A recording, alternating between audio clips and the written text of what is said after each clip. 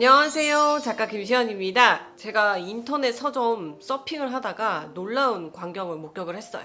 제목이 무려 소크라테스 익스프레스인데 종합 베스트셀러에 랭크되어 있는 거예요. 522페이지의 철학책이 종합 베스트셀러 5위라니. 대체 어떤 책이길래 안 읽어볼 수가 없죠. 결국 인생은 우리 모두를 철학자로 만든다. 14명의 철학자와 우리 인생에 대해서 다룬 책입니다. 이 14명의 철학자를 새벽과 정오, 황혼으로 나눴어요.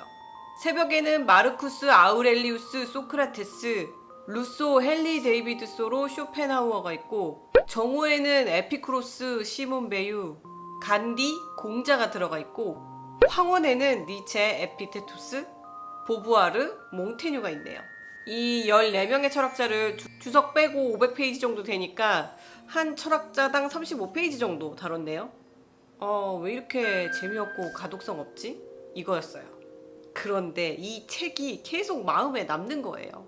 한 두 번째 읽으니까 이 소크라테스 익스프레스의 저자가 왜 이 책을 썼는지 알겠더라고요. 처음 읽었을 때와 두 번째 읽었을 때가 이렇게 다를 수도 있겠구나 싶었어요. 이 책을 읽고 나면요, 기차가 타고 싶어져요. 가장 느린 기차를 타고 창밖을 바라보면서 사색에 빠지거나 글을 쓰고 싶은 충동이 강하게 드는 책입니다. 인생이라는 여행을 하면서 우리가 맞이하게 되는 수많은 문제와 상황들에 대한 통찰력이 돋보이는 책인 건 확실해요. 덤으로 14명의 철학자의 삶을 들여다보면서 그들의 인생을 간접 경험하기도 하고요. 이 책에서 등장하는 14명의 철학자의 말과 인생이 우리에게 천천히 기차처럼 달려옵니다.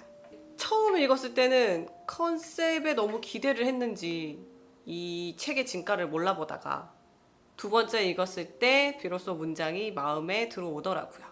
저자가 쓴 서문에 이런 문장이 있어요. 구글에서 철학자를 검색하면 수백, 수천 명의 이름이 떴다.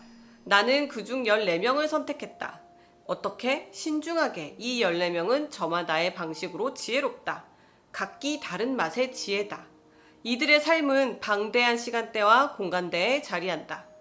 14명 모두 죽었지만 훌륭한 철학자들은 사실 죽지 않고 다른 이들의 마음속에 살아있다. 지혜는 쉽게 이동한다. 시간과 공간을 초월하며 절대 시대에 뒤처지지 않는다. 우리는 대개 철학자들을 육체 없는 영혼으로 여긴다. 내가 고른 철학자들은 그렇지 않았다. 그들은 신체를 가진 활동적인 존재였다. 트레킹을 하고 말을 탔다. 전쟁터에서 싸우고 와인을 마셨으며 사랑을 나누었다. 그리고 한 명도 빠짐없이 전부 실용적인 철학자였다. 그들의 관심은 삶의 의미가 아닌 의미 있는 삶을 사는 데 있었다. 이 책은 14명의 철학자가 등장하니까 순서대로 읽는 것보다 여러분들이 끌리는 철학자를 골라가면서 읽는 재미도 있을 것 같아요. 일단 그런데 1부 새벽편의 첫 번째로 등장하는 마르쿠스 아우렐리우스처럼 침대에서 나오는 법이라는 챕터는 그냥 넘어갈 수가 없죠. 도대체 마르쿠스 아우렐리우스는 어떻게 침대에서 나올 수 있었나? 위대한 철학자에게도 아침은 커다란 적이었다는데 큰 위로를 받을 수가 있습니다.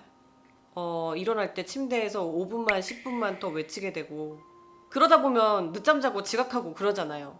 그럴 때 마르쿠스 아우렐리우스가 쓴 방법은 왜 우리가 침대에서 나와야 하는지 스스로 납득할 만한 대답을 찾으라는 거였어요. 내가 사명이 있다면 침대에서 쉽게 나올 수가 있겠죠. 의무가 아닌 사명의 아침을 맞이한다면 자기 생각과 기준으로 삶을 능동적으로 살게 되니까 아침에 침대에서 빠져나오기 쉽다는 거였죠. 마르쿠스 아우렐리우스는 사명은 내부에서, 의무는 외부에서 온다고 했어요. 사명감에서 나온 행동은 자신과 타인을 드높이기 위한 자발적인 행동이고, 의무감에서 나온 행동은 부정적인 결과에서 오로지 스스로만을 보호하려는 행동이라고 하는데, 아무래도 이 책에 등장하는 14명의 철학자 중에 니체와 몽테뉴가 가장 먼저 눈에 들어왔는데요. 제가 니체에 관한 여러 책을 접해보았지만 저자의 필터와 렌즈로 보는 니체의 삶을 보니까 사람마다 니체를 보는 포인트가 다르구나. 저자마다 이렇게 관점이 다를 수 있다는 게 흥미로웠고, 그럼 나는 니체의 어떤 면에 매료되어서 니체를 흠모하게 되었을까? 이런 생각도 하게 되더라고요. 저자인 에릭 와이너가 니체의 영원 회귀설에 관한 찰떡 같은 사례를 들면서 잘 설명을 했더라고요. 제가 마음에 남는 문장을 한번 읽어드릴게요. 니체가 영원 회귀를 가장 무거운 짐이라고 칭한 것도 놀라운 일은 아니다. 영원보다 무서운 것은 없다. 만약 모든 것이 무한히 되풀이된다면 인생의 가벼운 순간이나 사소한 순간은 없다. 아무리 보잘것없더라도 모든 순간이 동일한 무게와 질량을 갖는다. 모든 행동은 똑같이 크고 작다. 스토아 철학자로 알려진 에픽테토스도 인상 깊은데요. 에픽테토스의 테마가 역경에 대처하는 법이에요. 한 40페이지 정도 분량인데 재밌더라고요. 이 책에서는 스토아 철학을 알기 쉽게 설명을 하더라고요. 스토아 철학은 나이 든 사람을 위한 철학이다. 몇 번의 전투를 이겨내고 패배도 몇 번 해보고 상실도 경험해본 이들의 철학이다. 고통과 질병, 거절, 짜증나는 상사, 건조한 피부, 교통체증, 카드빚, 공개적 망신, 지연되는 열차, 죽음 같은 것들. 스토아 학파를 낳은 철학자 디오게네스는 철학에서 무엇을 배웠냐는 질문에 이렇게 답한다. 모든 행운에 준비되는 법. 스토아 철학은 고대 그리스의 대격변 시기에 탄생해서 로마 제국이라는 혼란스러운 세상에서 크게 번성했어요. 우리는 삶의 불확실성과 혼란을 관리해주겠다고 약속하는 알고리즘의 시대에 살아가고 있잖아요. 그런데 알고리즘이 추천하는 대로 따라가도 혼란스럽지 않게 되는 거는 아니잖아요. 오히려 우리들의 인생은 그 어느 때보다 예측 불가능하죠. 저자는 스토아 철학은 이 지점에서 빛을 발한다고 하는데요. 스토아 철학에서 말하는 핵심 주장인 바꿀 수 있는 것은 바꾸고 바꿀 수 없는 것은 받아들여라는 격동의 현대사회에서 더욱 빛을 발한다고 하네요. 우리는 나 자신에 대해서 얼마나 알고 있을까요? 이 질문에 답을 찾아가면서 우리는 서서히 인생의 철학자가 되어간다고 하는데 삶의 여정을 거치면서 피할 수 없지만 피하고 싶은 죽음에 대해서는 몽테뉴가 등장을 합니다. 몽테뉴는 인간은 불편한 진실을 거부하는 데 능하며 죽음보다 더 불편한 진실은 없다고 했어요. 그렇다고 몽테뉴가 죽음을 동경하지는 않았고요. 삶을 동경했다고 하는데요.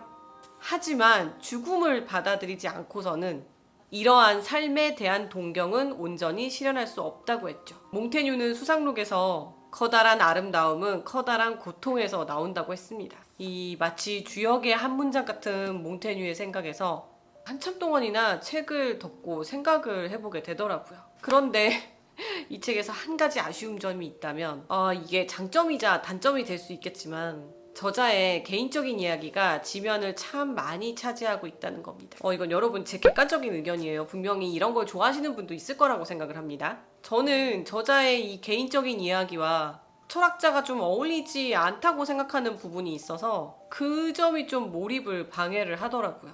그리고 이 책 소개에 빌 브라이슨의 유머와 알랭드 보통의 통찰력이 만났다고 하던데 유머는 그렇게 사실 못 느꼈고요. 이 책이 컨셉이 독특하고 저자가 개성이 있긴 한데 유머는 어디에 있다는 건지 저자와 제가 유머 코드가 맞지 않는 걸까요?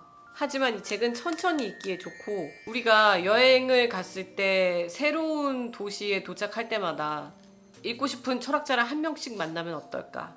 그렇게 읽기에 딱 맞게 구성되어 있거든요. 여행을 마치고 돌아오는 기차에서 여운이 남듯이 이 책의 문장도 마음에 스며들어서 많은 생각거리와 여운을 남깁니다. 그러면서 이 14명의 철학자의 인생하고 그들의 메시지가 삶에 천천히 스며들어 갈 거라고 생각해요. 혼란스러운 세상을 여행하는 우리에게 니체가 묻습니다. 우리는 인생을 사랑할 수 있을까요? 저는 다음에도 좋은 책 소개로 돌아오겠습니다. 구독, 좋아요, 알림 설정은 제가 영상을 만드는데 큰 도움이 됩니다. 여러분이 남겨주신 댓글도 감사하게 잘 읽어보고 있어요. 댓글도 많이 남겨주세요. 저는 다음 영상에서 뵐게요. 안녕.